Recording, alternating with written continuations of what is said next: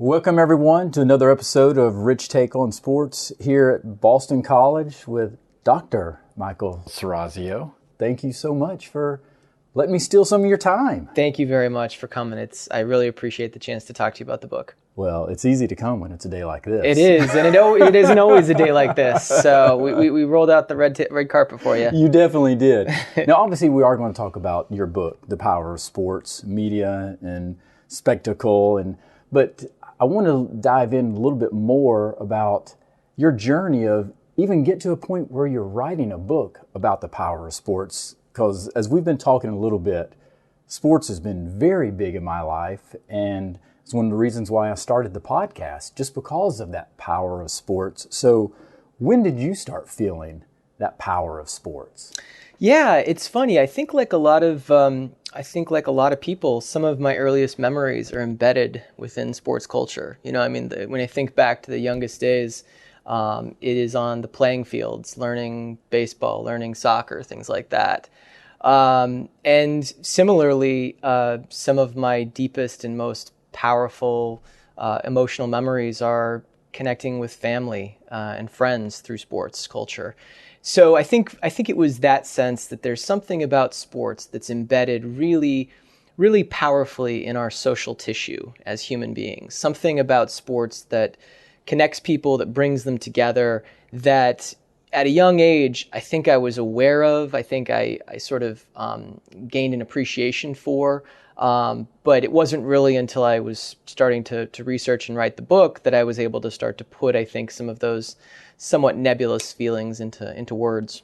And you talk about the book is more geared towards American culture, but through your research, are you seeing that is it a worldwide thing, this power of sports? Oh, absolutely. Yeah, there's no question. I mean, if you look at revenues alone, depending on which estimate you use, the global sports industry is worth somewhere between $200 and $700 billion annually. The U.S. does a pretty good job of making up a good chunk of that. It's maybe around 70 billion, but without a doubt, there is something universal about sports. It is in many ways the language that everyone can understand, and particularly international sports like soccer, where very much, because it's a language that's communicated through the body. It's something that you don't need to necessarily know, the local dialect to be able to appreciate the beauty of what people do with their bodies when they're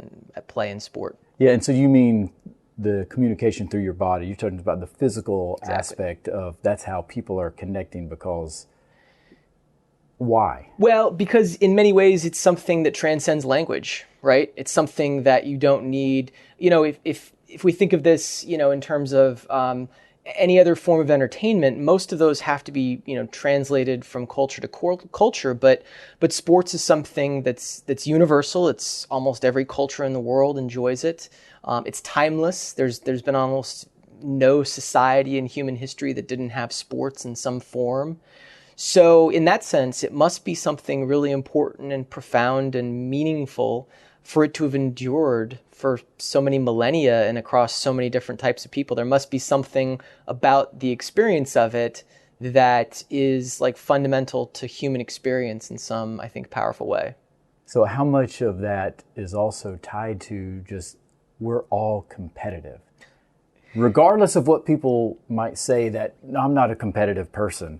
We all are. It's human nature. It is. So is that part of why there's this gravitational pull towards sports as well? I think so, yeah. I think there is something that is in the human condition that does have a gravitation toward appreciating that competitiveness. I mean, there's something in the way that sports organizes a game. It says that there's going to be this time and this place that is separate from life, that is sort of outside the boundaries of what goes on normally everywhere else in the world and at every moment in time otherwise. And I think that the fact that we like to organize as human beings those spaces and times to be competitive speaks to some deep longing that's fulfilled by the experience of sports. I think so, because I think it could even go back to the original caveman in terms of hunting. The thrill of the hunt, that you're starving,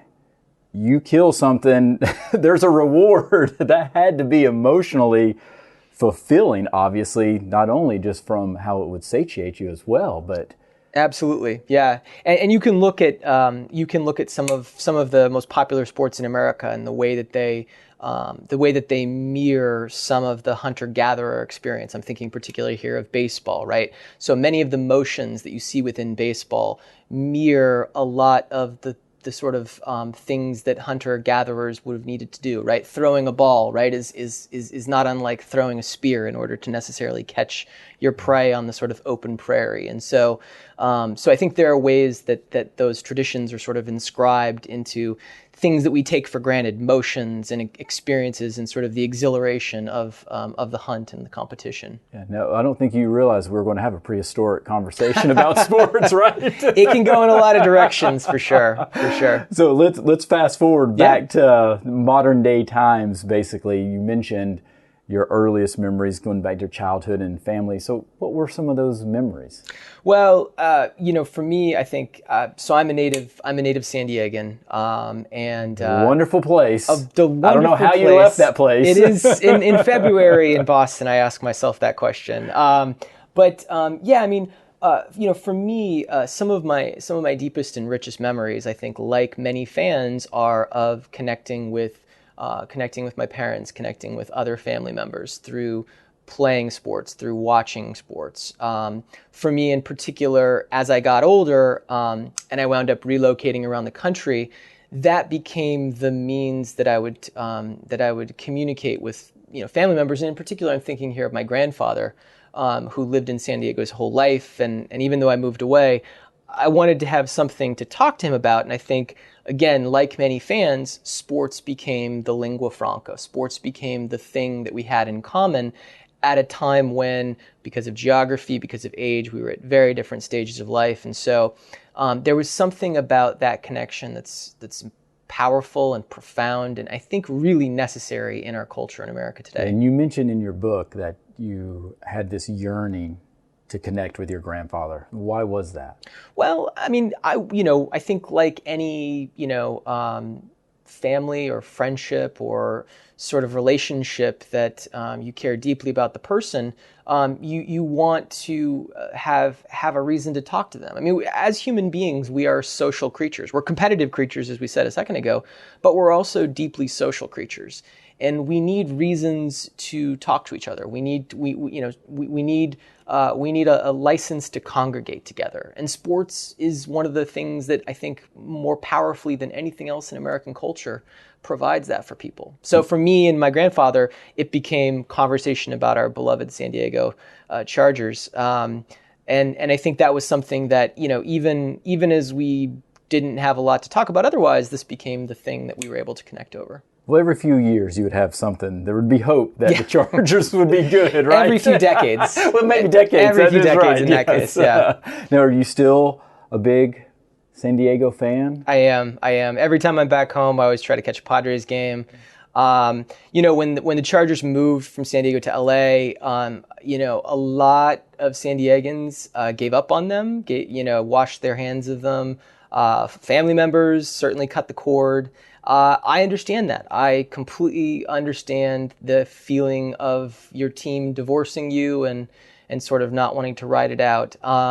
And I wanted to give up on that fandom, but the reality was when fall rolled around again and I was compelled to want to watch games, it was just it was too hard. They were still the Chargers, and I think what happened is that now I hold out some sort of distant hope that they'll move back one day, You think that's a reality? No, not at all. But sports is about projecting irrational hope, right? Yes. In the face of empirical reality, which tells you that it's, things are, when something seems like a long shot, you kind of hope for it in sports culture. And I think the longest of shots is that the Chargers will return to San Diego, but I'll keep rooting for it. Well, that's how loyalty builds because you started out at an early age. Now, were you more of a baseball fan or football fan? I mean, I grew up kind of loving all sports. I grew up playing baseball and playing play baseball until I was, in high school roughly. And then in high school, I actually wound up getting into roller hockey, and I picked up that. have watched, played tennis a bit too. I've watched all the other sports growing, throughout all life stages. So fairly omnivorous when it comes to the games that we tend to love. Although I certainly probably tend to watch a little bit more football and hockey and baseball than other things. So roller hockey. Yeah. How did you get into roller hockey? Well, it was obviously you didn't have ice in San Diego. It was the 90s, yeah. Two things: geography and era. So geography, yeah. Out west, there's not a lot of ice time like the way that we have here in Boston. And secondly, it was roller hockey was a sort of ascendant sport in the 90s when I was in sort of high school and college, and that became something that just sort of took off among my sort of network of friends, and I picked it up, and it was a great introduction into really loving the speed of hockey as a game, and definitely sort of baptized me into hockey as a fandom. So, but yeah, it was very much a product of geographic time and place. When's the last time you've been on some roller skates? That's a great question. It's got to have been like 15 years. Probably when I was back home playing some pickup with some friends, hoping that I wasn't going to break any bones, Are you good? You could go backwards, forwards. You could mix it up. Kind of, yeah. I mean, the older you get, one of the things about sports is that it really reminds you of your own mortality, right? Because things that you were capable of doing at an earlier age, you either can't do now or you shouldn't do now. I'll give this example. When I was at my previous university, there happened to be a sort of pickup faculty basketball game that I was like, whatever. I'll meet some I'm nervous colleagues, where this is going. Get to know them. Yeah. So the first year broke a toe, the second year broke a finger, the third year broke an ankle, and it was basically the cosmos telling me that you didn't play basketball growing up. You clearly don't know how to play it without injuring yourself. You need to just stick to the couch in terms of that one. So. I can relate because I am a basketball guy, though. I grew up playing basketball, but later on, playing in a Y league, took an elbow right to the mouth, my 2 front teeth knocked out, and I was like, okay, maybe this is time to step away, because now it's I'm sore for days. Yeah. I pull a hamstring or something goes wrong. Yeah. And, but it's frustrating because I still want to be out there playing because I love it. So much. Totally. From that side, but I know physically I just can't, and that's very frustrating. Yeah, sports celebrates the pinnacle of youth, right? If you think about when people are performing their best as athletes, it's really at kind of their sort of physical potential, or their physical peak potential. And, for somebody like me, and for I think a lot of folks, that ceiling was fairly low, right? But, even as you get older, you're sort of reminded that the things that you could do when you were younger, it's no longer possible. And I think that that's one of many powerful lessons of humility that sports delivers to people. It definitely can. And I think that's also the beauty of sports, talking about the physical side, the bodies, and how it can be a form of communication. Because a lot of times you see these athletes, it's pure artistry. Oh, yeah. In terms of what they can do, and especially on the basketball court. And there's just so many examples, but just high flying. It's just amazing to see that. And I think some of these athletes, we look up to, wow, they're just in awe of what they can do. I show, as one of my classes that I teach, where we're focusing on the aesthetic appreciation of sports, I'll show clips of highlight dunks, and I think I usually use like Jordan's dunks. And, I wish I had the Photoshop capability to do this, but I more or less tell the students, watch this and picture as though Jordan didn't have the ball in his hands. Watch the sort of movement of the body. Watch the gliding through air. Watch the sort of vertical and horizontal, tactile skill. And imagine that he didn't have the ball in his hand. And I'd say you would be more or less watching some sophisticated modern dance, right? Exactly. It's not that far removed. That's right. It's really not. In terms of the sophistication.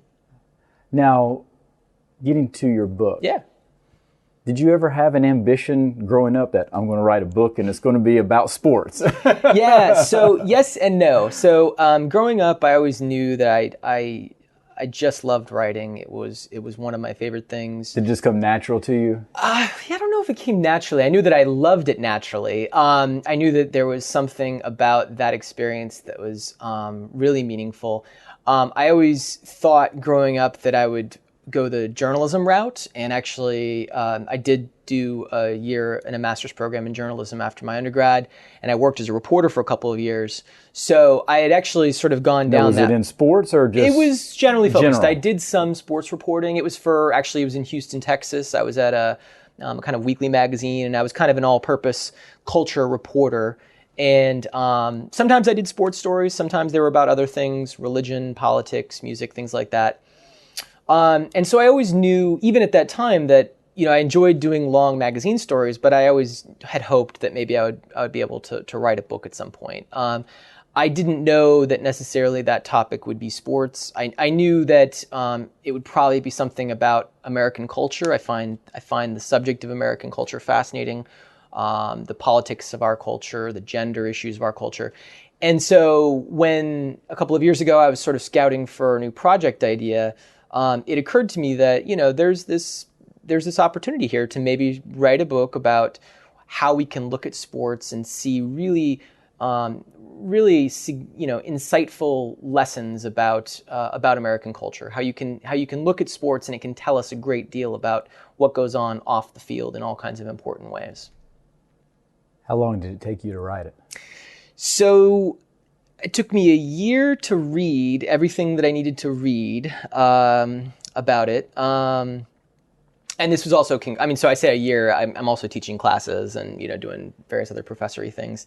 A year and your parent as well. And my 5-year-old beloved daughter, and my wife. And so it took me a year to read everything I needed to read. It took me about a year to interview anybody and everybody that I could. The research is amazing that you have in there. Thank you. It's extensive. It really is. I tried to reach out to a couple hundred possible interview contacts. I think it was around 200. And I wound up getting about 60 interviews with sports media folks, people in the business of sports marketing.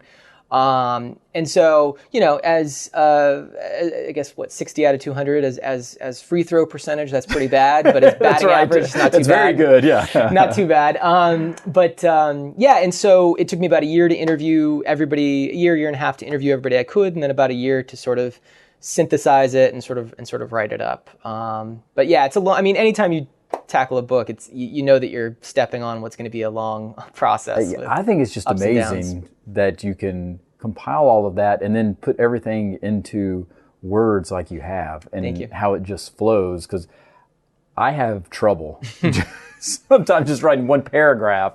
I can't even imagine the amount of time that you had to be able to put into writing the book itself. I think it was a work of passion. I think that there's an expression in psychology which is flow, which is that whenever you're in the middle of a task, or it can be work, it can be labor, it can be a project, but whenever you're in the middle of doing something that you love and that you feel as though what the task requires is precisely what you're capable of giving it. Psychologists have this expression for it, which is flow. You're in the moment. And I believe that athletes themselves, when they're at their sort of peak performance, are in the midst of this kind of thing, flow. And so, it seems daunting, but it's a work. To me, it was a joyful experience because, I would sit down. There was nothing more joyful for me than to sit down at the keyboard and to say, like, okay, I got an hour or two right now. I'm just going to see if I can just bang out some words on the page. And the faster the time goes, the more you're in that flow-like moment. The more that you feel sort of a sort of fusion of the universe in a way. And so. So you can relate yourself to Michael Jordan when he was in the flow, right? in the tiniest way, in the most modest way. It's a great joy and pleasure and Did you privilege. ever have writer's block, though? Or is that a true thing? Oh, it's a writer's thing. block. Yeah, for sure, it's a thing. No, not with this project. I've had it in sometimes on occasion. But no, it wasn't. It didn't really come about with this project. I kind of knew some of the ideas I wanted to tinker with, some of the issues I wanted to cover. I felt like I had some good material from interviews, some interesting stuff that I'd come across in sort of researching the sort of scholarly literature about it. And so, With this one, it was a fast write to a large degree, for better and probably worse. Well, one of the things that I find interesting in the book is how, obviously, we've talked about the power of sports, but there is this paradox that you talk about, in that sports is both totally useless and valuable at the same time. Describe that. Yeah.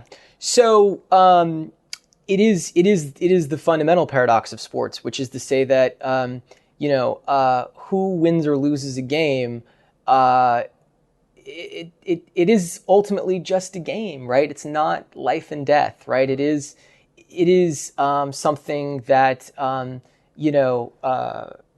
will not it won't save a life. It won't start a war. It won't. I mean, there's profoundly important things of human experience, and sports isn't that, right? On the other hand, it is incredibly important. It is worth hundreds of billions of dollars in terms of economic revenues. It is the thing that people organize their identity around. It is the thing that brings communities together.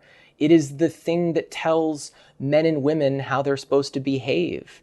It tells us political lessons about economic inequality and militaristic foreign policy. So it is something that is totally meaningless. Who wins or loses, it really doesn't matter in the big scope of things, and yet it is symbolic and it is related to the big scope of things in all kinds of really important ways in people's lives. Yeah, and how you can see it, the platform can be used for getting messages out. Colin Kaepernick and the Munich games in '72. I mean, there's all of these things that center around sports, because it seems like everybody is watching sports at a certain time, and that's a big, huge platform. So there is this opportunity where it does affect a lot of people. Yeah, and that is, I think, the thing that's made sports even more important in our current era, maybe compared to previous ones, which is that sports is the last thing in American culture that is massive and that is live. So if you kind of look at the trajectory of popular culture and entertainment, what you've seen over the decades is you've seen more and more fragmentation, right? It used to be that up until the early 1980s, 90% of the country was watching one of 3 networks every night, right? The whole country is on the same page for a lot of things. Yes, because we didn't have any other options. Right. And you've had just dramatic increase in the options, whether it be cable, whether it be the internet, social media. Sports, though, for all kinds of reasons, is still a centering institution. It's still a centering ritual. And it's still one of the last things that people have to get live. By and large, you can't cut the cord. You can't. Yeah, this is the thing that ESPN and the leagues and everyone who's involved in putting it on is praying holds true. Yeah, you have to. People have to get it live in a way that everything else in our culture nowadays, you can do on your own time. You can listen. You can listen to this podcast on your own time. You can watch. You can binge watch Game of Thrones on your own time. For the most part, sports is the last thing that people are compelled to experience together, to be in the moment, to bring people into the right now. And that makes it really important. It makes it really valuable economically, but it makes it culturally valuable too, because as a culture, as a society, we need things that bring us all together on the same page. We need to feel as though we're watching history unfold together. And it's crazy that you say that, because I have been in situations, huge Clemson fan, Clemson grad, so I love the fall watching Clemson football, and I've had the situation where I wasn't able to watch the game or go to the game, so put it on DVR and tried to shut myself off from the rest of technology to hear any type of scores or any text messages and whatever, and was able to do that. But even psychologically, as I'm watching it on DVR, there's something in my brain telling me it's not live. Yeah. Something's not right. And it was weird that I had this feeling, even though it was live to me, because I had no idea what history was unfolding, but I knew it actually wasn't real. Yeah. Yeah. And which is crazy. It's crazy, but it's real. I mean, it's the feeling that sense that you had and the attachment to being in the moment is sports is powerful. Being in the moment. Yes. That's what is so powerful about sports as well. As a player and as a fan, I mean, I think one of we live at a moment in history where people are very distracted, right? Yes. I mean, I see this in my students, right? I'm teaching them in class, and I can tell that they're not engaged with you. No, I know that whatever they're looking at on their laptop is nothing to do with what I'm saying right now, right? But you can look around and you can see people. You know, it's tragic, it's sad, right? Families sitting at tables at restaurants, they're all on their cell phones, right? They're not in the moment, right? As a player, sports forces you to be in the moment, right? Because whatever's happening is happening right now, and you need to be tuned into it. And as a fan, it forces you to be in the moment, right? Because whatever's happening is happening right now. And I think that's really important. People crave that. You craved that when you were trying to watch the Clemson game DVR, and it's not the same. It's something about it. There's something about knowing that the thing I'm watching on TV or the thing that I'm taking part in is shared by all of these other people at this moment in time. That's powerful. And that is very powerful. Yeah, that's right. Can we, or I should say, can sports carry it to the negative side, though, as far as trying to be in the moment, where you look at a lot of youth sports these days where, I mean, the travel leagues, I mean, they're doing games on Saturdays, Sundays, on holidays. Yeah. It doesn't matter. And it feels like it's not connecting families together. It's actually pulling them apart as far as communities. Yeah. So can we have a negative? Absolutely. You can always have too much of a good thing and then it turns into a bad thing. Without question. I mean, that is, to some degree, that's the economic greediness of sports culture, which is something, the book is part celebration, the book is part critique. And the critique And that's what I really enjoy about it, because you do have both sides. Yeah, and I think what you're describing is the fact that for all of its cultural value, for all of its inspiration, for all of its community building, all of which are good things, sports also is a business. It's an industry, and so much of what we love about sports comes at a tremendous cost because, again, going back to the examples you gave, youth athletes who are wanting to take part in stuff, that's a lucrative revenue stream for the people who can profit off of that interest in participation.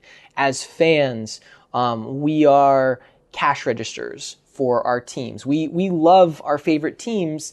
Our teams look at us as a source of revenue, right? We often mistake that our favorite teams love us as much as we love our favorite teams. That is a delusion among fans. And why do you say that?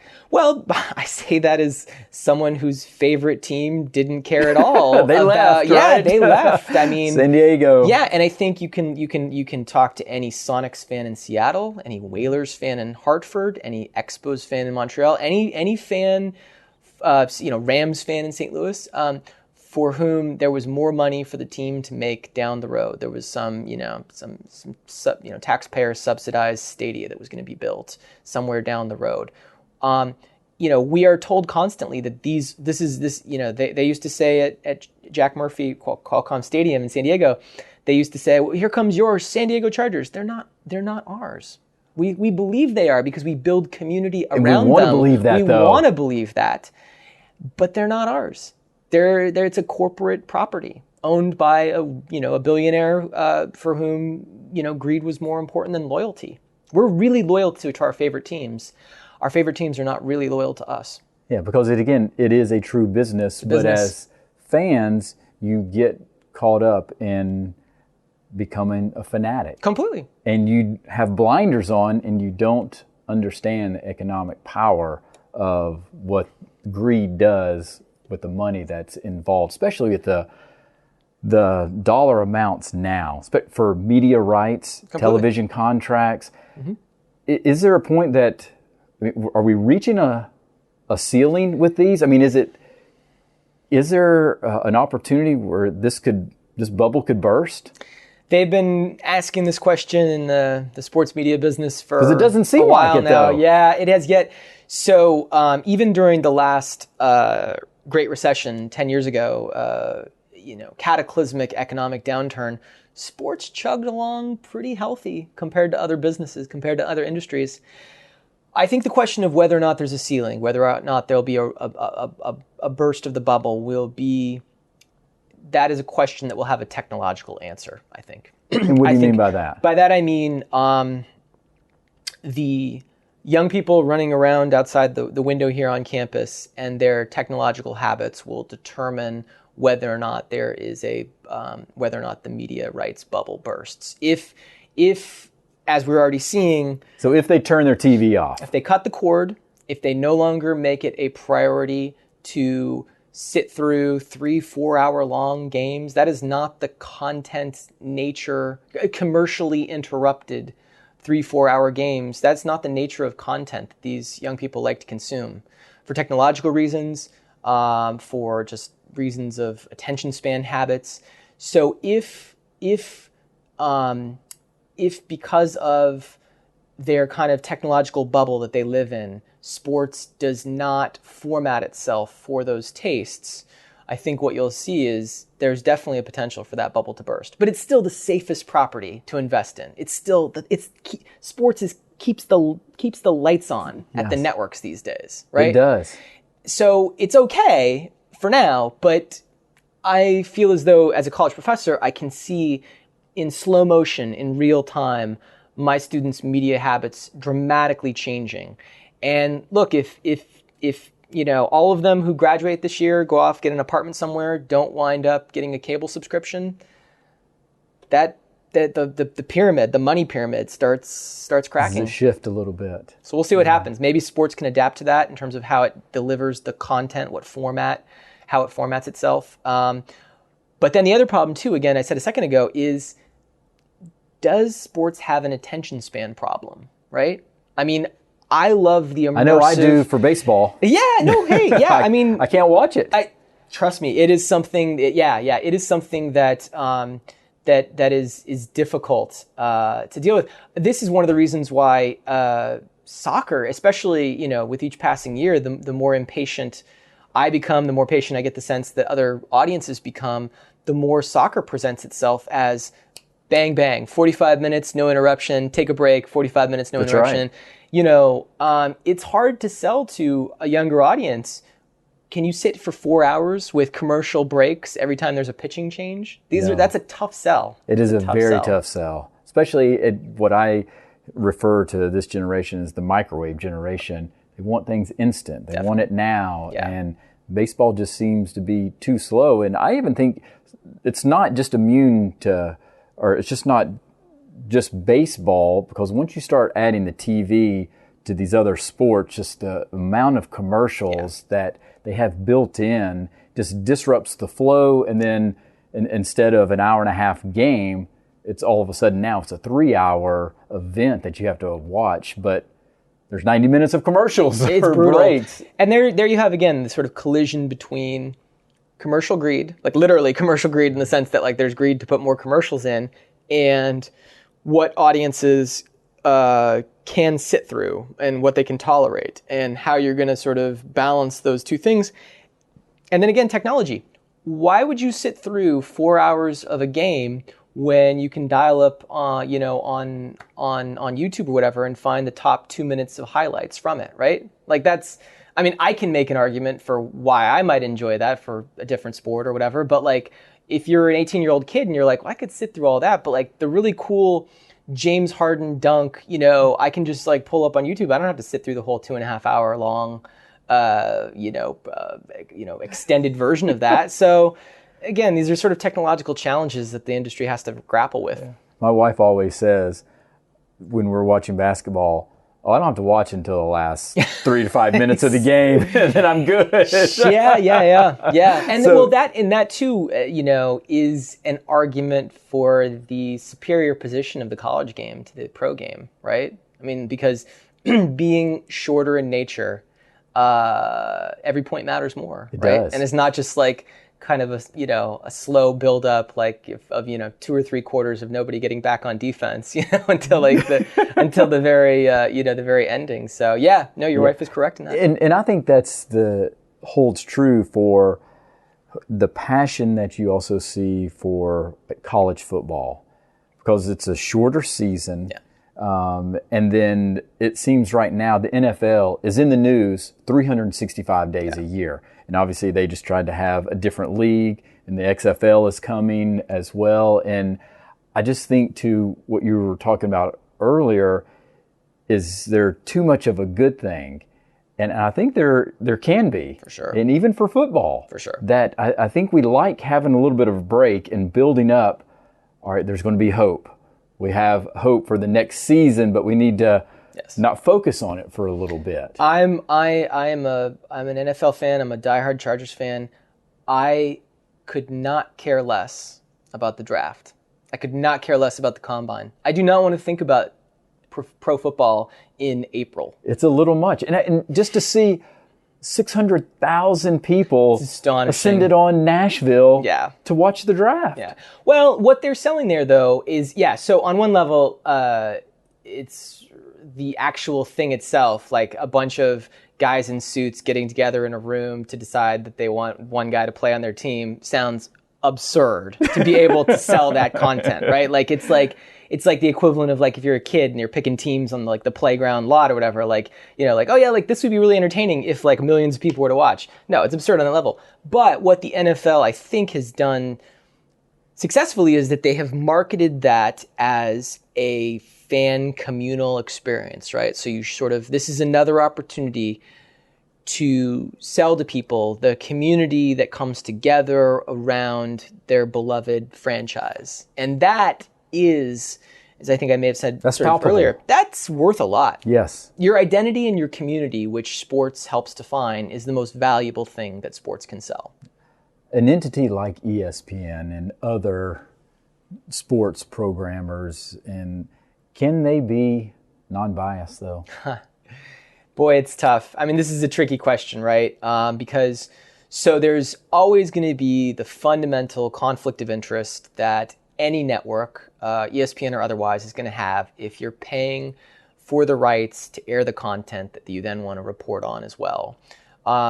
In the case of ESPN, this is sort of most famous around their involvement in the League of Denial concussion documentary and then dropping out from it. And a lot of people thought it was because they've got a very lucrative multi-billion-dollar deal with the NFL. That's the sort of most famous example of it. But the question that I actually have that I sort of teased at in the book, and I didn't really get it a good answer, but maybe I'll throw it back at you, is, do you as a fan want journalists and the media to be objective about the teams that you love, that they cover? Like, do you want when you're watching a Clemson game, would you prefer if that game, that Clemson-Alabama game was broadcast by some totally just die-hard Clemson fan, or do you prefer that it's being broadcast by Kirk Herbstreit or whoever the sort of neutral arbiter that ESPN assigns to the game?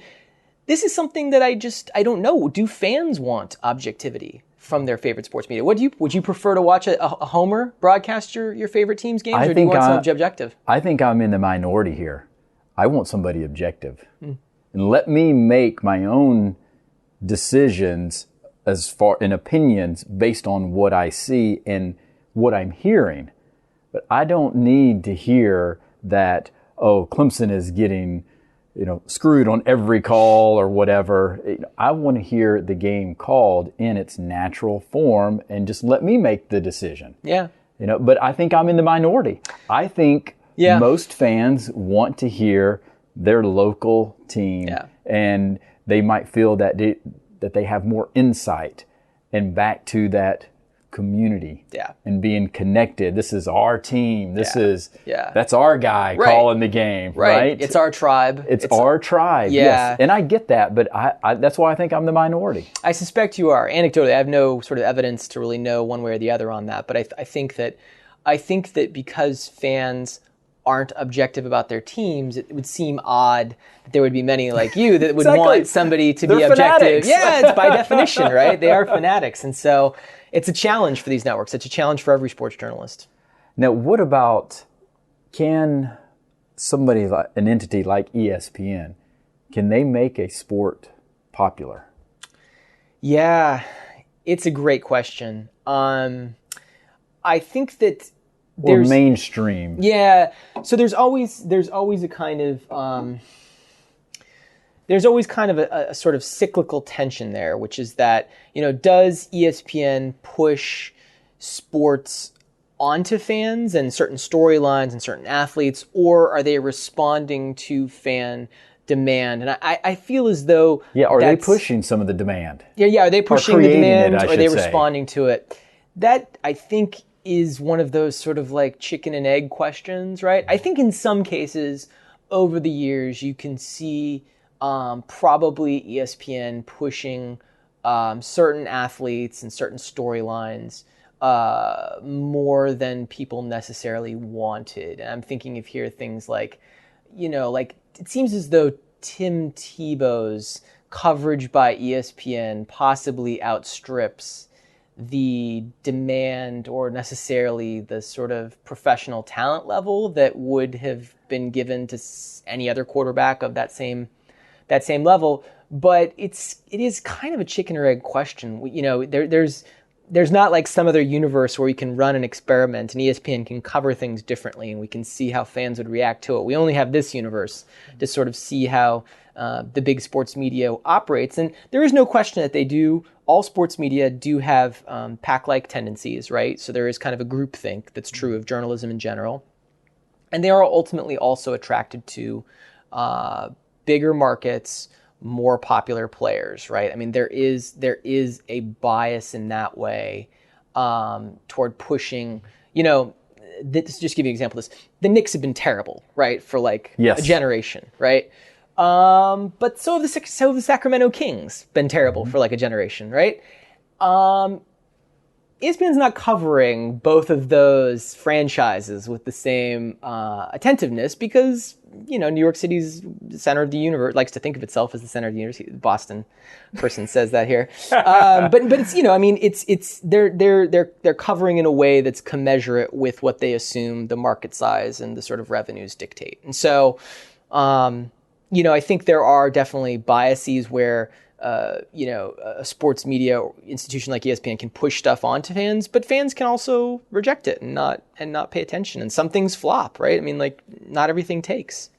Well, it's interesting just the power that you see, just over the years, the UFC has gained so much momentum. Now, I think there's a whole host of factors that go into it, but I know for sure ESPN and Fox Sports covering it and promoting it is one of the main factors that is increasing the popularity of the sport. Now, again, I think there's something in human nature that just the barbaric nature of it, lends itself to having a lot of people watch. But it's just fascinating to see the power that some of these media moguls, have in being able to influence our viewing. Yeah, absolutely. No, there's no question that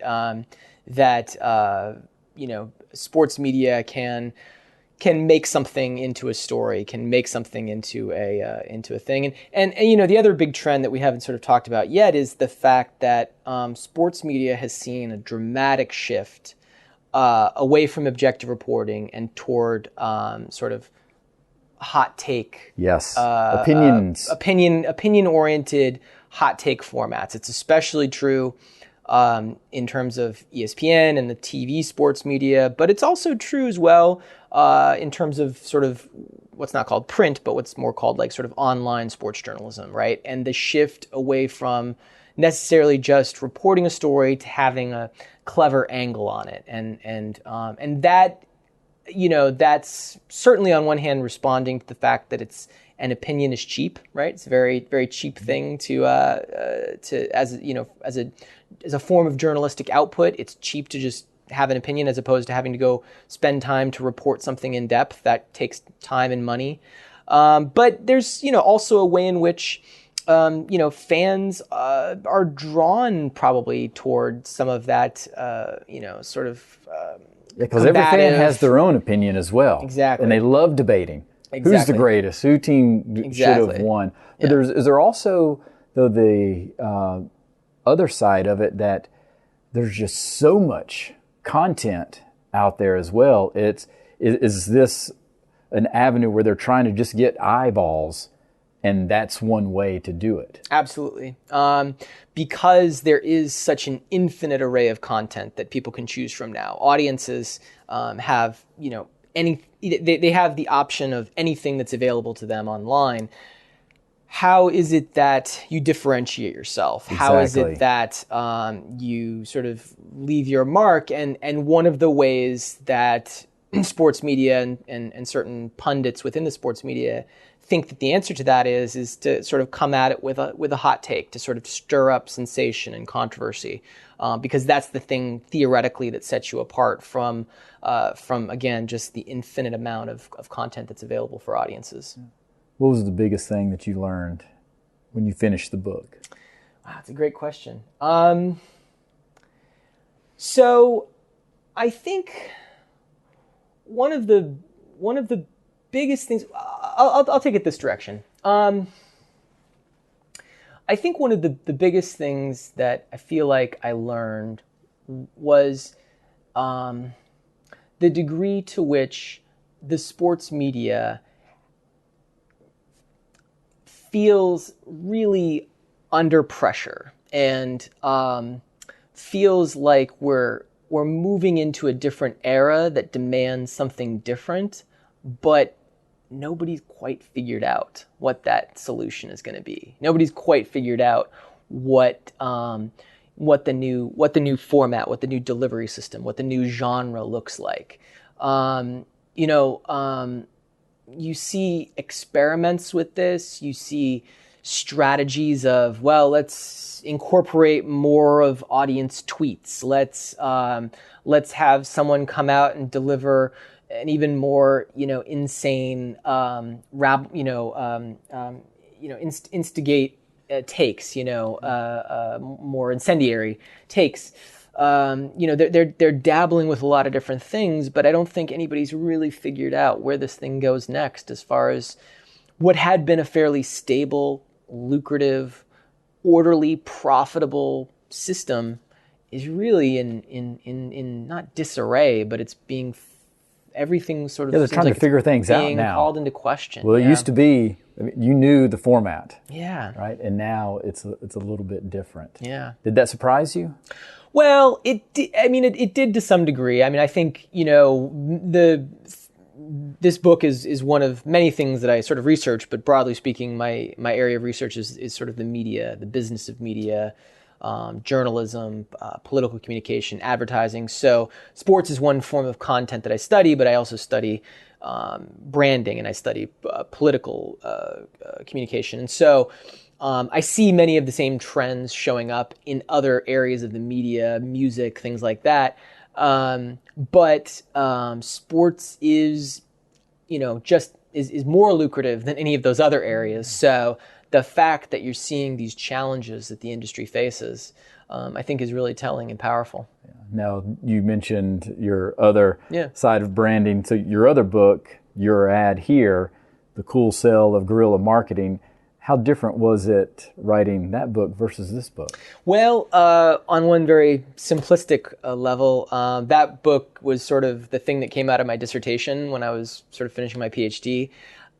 So that book sort of had to be a much, I think, a more sort of academic, scholarly exercise. And I think, I think with this one, I very much set out to try to make this topic as accessible as possible, right? To try to take a lot of the ideas and a lot of the sort of critiques that you find in more scholarly publications and to try to translate those as best as possible for a sort of non-professor audience. And so that was definitely the difference. Although the first book was based on interviews with advertising folks, this one was just sort of based on with interviews with sports media folks. I'm still fundamentally a sort of journalist at the end of the day in terms of how I go about researching and reporting a project. Well, you do a bunch of research. Thank you. That is for certain. Thank you. Thank you. And wrapping up here,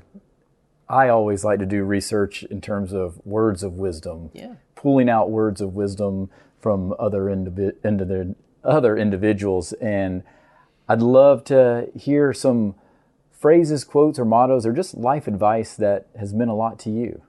Yeah, it's funny that you asked this. I had, at the end of every academic year, on the sort of last day of the semester, I sort of offer to my students, some thoughts and usually just some quotes that I've come across over the years that I think tend to stick with me. And so a few of them as they come to mind here. One of them is the fact that I think it's a Charles Darwin quote, which is that the highest possible, I think it's something like the highest possible moral stage a human being can achieve is when they realize that they can control their own thoughts. And I'm going to butcher that quote slightly, but more or less, it is definitely a form of sort of inspirational thinking that I think defines a lot of what I feel like I've seen success in, I won't say in myself over the years, but success in other people, which is to say that the advice that I often give is that we live in a really distracting time, right? It's very easy to become taken off your sort of path, in the moment of trying to just focus on the thing that you're trying to do. Long term, if you have long-term life goals, professional goals, things like that, we live in a very distracting age where it's very easy to get off task. And so, to me, the more a person is able to exercise willpower, that's really simply a product of sort of concentration, right? The more that you're able to exercise willpower over whatever it is that you sort of focus on, I think the greater that you wind up finding that you have success in the things that you're seeking to achieve. The other thing is a quote that I always enjoy from Teddy Roosevelt, which is by far and away the greatest prize that life has to offer is to be able to work hard at work worth doing. And I very much feel that in That's my own very life. good. Yeah. Yes. It speaks. It's similar to a quote that my father always used to say when I was growing up, which was, "You won't in life always be able to do what you love, but you can always love what you do." And I think what that sort of speaks to is that you kind of make the best of the circumstances that you find yourself in, and you try to apply yourself as best as possible. And it's a sort of optimistic approach to wherever you sort of find yourself.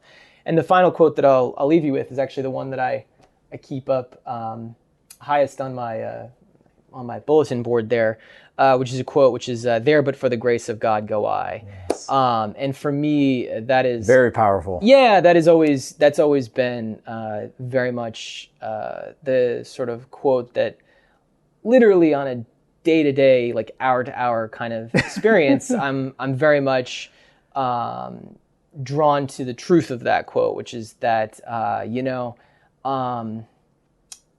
a lot of this just turns out to be good fortune. A lot of it just turns out to be luck, right?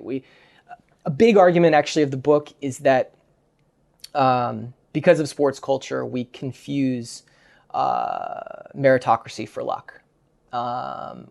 And we confuse having just been the beneficiary of good fortune for all kinds of reasons, good and bad, with having deserving that good fortune, and that we, and I'm telling you that in the realm of sports, as in the realm of life, the championship team worked hard, but they caught some breaks too. Yes, and we see it all the time. Yeah. And so we like to mythologize that it's a level playing field, that life's a level playing field. I don't think either of those things are true. I think it's very much for me an expression of grace, but there's a number of other ways that you can sort of chalk it up. And so for me, those tend to be the quotes that tend to stick in memory from year to year. Those are very powerful, and thank you for sharing, and also just thank you for your time. I greatly appreciate it. And so where can everybody find your book? Probably easiest is just Amazon. It's on Amazon, The Power of Sports. I love the title. Thank you.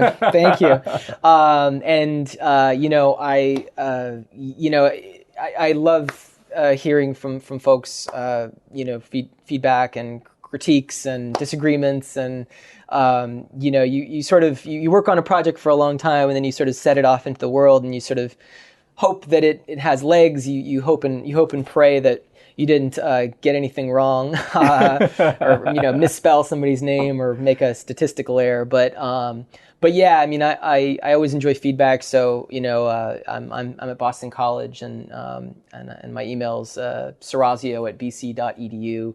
So I always enjoy hearing from anybody who reads the work, and I from the bottom of my heart really appreciate the chance to talk to you about the project, and really appreciate your listeners' time, and appreciate anybody who spends some time with it. I'll finish with this, which is I tell my students on the absolute last day of class, I say, what is the greatest gift that you can give someone that you love? The absolute best gift, more than anything else in the world, the best gift that you can give someone that you love is your attention.